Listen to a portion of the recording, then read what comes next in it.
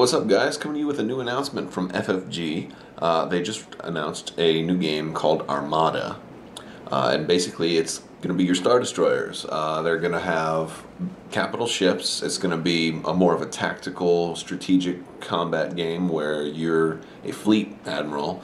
And basically, you got your Star Destroyers, your Nebulon frigates. It's got a CR-90 in the starter. I'm going to show you guys a little bit of stuff on it. Alright, so here's the box art. It's supposed to retail for $100 for the starter. It's supposed to be released in 2015. Looks pretty good. You can see that's a Victory class Star Destroyer. Looks nice. It looks like there's a rangefinder in there. It's about the same kind of rangefinder we have for X-Wings. That gives you an idea of the scale. One of the things that's pretty interesting is they have a new movement setup, which has this device here that you can bend and twist depending on how far your ship can move. Maybe you're going to go around in a circle. You can kind of design your own maneuver that way. I think that's pretty cool.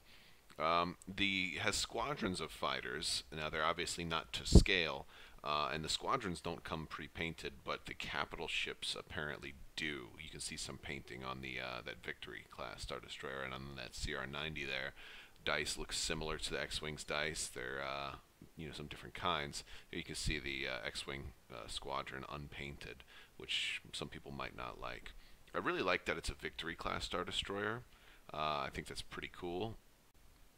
It does concern me a little bit, though, because it's so big. It looks like it's about the size of the Millennium Falcon, which means if they add an Imperial class Star Destroyer or anything larger than that, it's going to be enormous. So I'm curious how they're handling scale.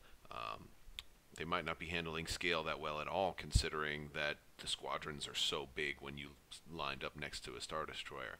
So I'm hoping that they decide not to go with scale in as strict a sense as they have been with games like X-Wing.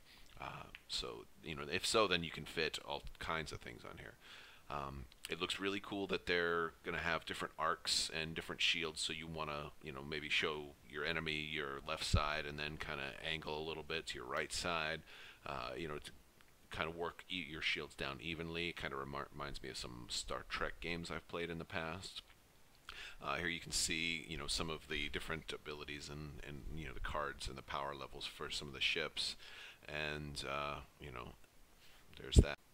And it has this weird kind of action system they have where certain ships, you'll you'll decide a dial and stack it on top of the next action. So that's going to be kind of tactical. I still don't know exactly how it's going to play out, but it looks interesting. I'm wondering what kind of expansions they're going to have. I expect to see Mon Calamari cruisers and some other types of Star Destroyers. Maybe. But I don't really know what else they're going to have. I don't know how far into the EU they're going to go. So it looks interesting. I'm wondering if they're going to put out more stuff at Gen Con about it as well. Hopefully the $100 price tag is not reflective that the expansions are going to be that expensive as well, because I've got other games I like to play. So we'll see how that goes. Let me know what you think.